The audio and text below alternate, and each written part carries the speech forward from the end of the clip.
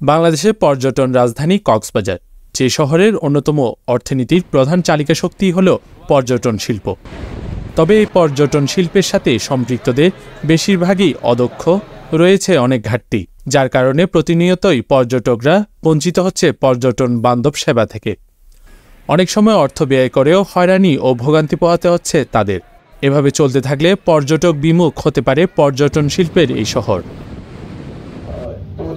পর্যটন শিল্পকে আরও মানসম্মত ও যুগোপযোগী করার লক্ষ্যে ট্যুরিজমের সাথে জড়িত জনশক্তি ও যুব সমাজকে প্রশিক্ষণের মাধ্যমে দক্ষ করার লক্ষ্যে কক্সবাজার চেম্বার অফ কমার্স ও ইন্টারন্যাশনাল লেবার অর্গানাইজেশনের programme improving skills and economic opportunities for women and youth in Cox's Bazar প্রকল্পের অধীনে ৩৫টি কক্সবাজারের হোটেল মালিক ও প্রতিনিধিদের নিয়ে বিশেষ মত বিনিময় সভা অনুষ্ঠিত হয়েছে।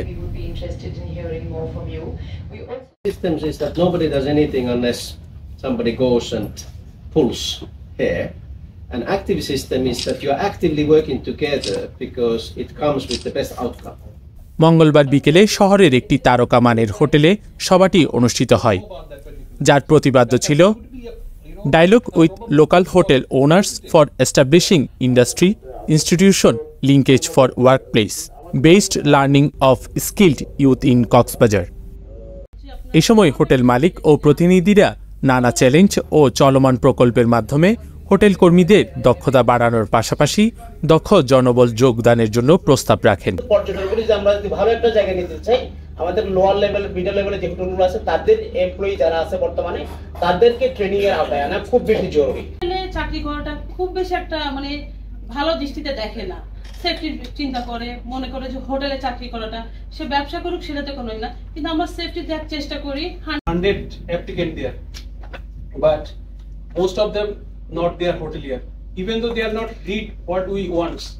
সিভি গুলোকে আপনার বেশি প্রায়োরিটি দিয়ে থাকেন, কিন্তু আমার কাছে মনে হয় যে এরকম ফ্রেশার্স অনেকেই আছে যারা হোটেল ইন্ডাস্ট্রিতে কাজ করতে চায়। এই প্রকল্পের আওতায় বিভিন্ন সেক্টরে ২৪,০০০ যুবক যুবতীদের বাজার চাহিদা ভিত্তিক প্রশিক্ষিত করার পাশাপাশি ৫০০ স্থানীয় মহিলা এবং পুরুষদের চাকরিকালীন সময়ে দক্ষতা বৃদ্ধির প্রশিক্ষণও প্রদান করা হবে উল্লেখ করে কক্সবাজার চেম্বার অফ কমার্সের সভাপতি আবু মোর্শেদ চৌধুরী বলেন, যুবকদের প্রশিক্ষণের মাধ্যমে অদক্ষকে দক্ষ এবং দক্ষকে অধিকতর দক্ষ করে জনবল ঘাটতির যোগান দেওয়া হবে।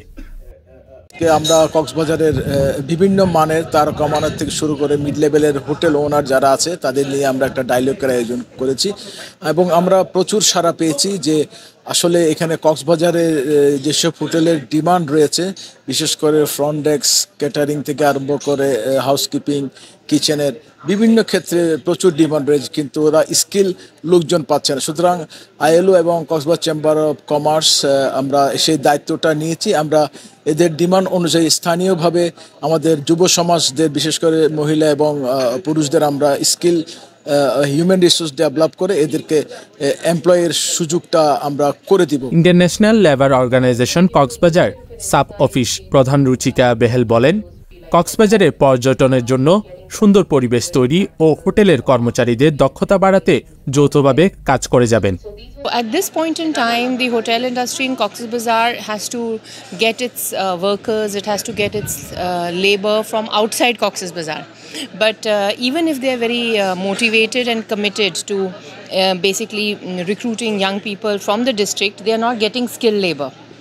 So we were together discussing how through partnerships and then how through designing some very specific work-based learning programs and apprenticeship models we can together work with the hotel industry in Cox's Bazar.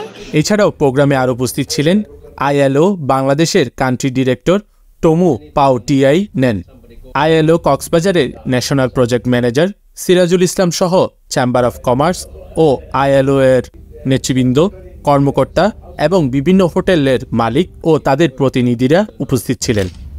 News desk, CCN.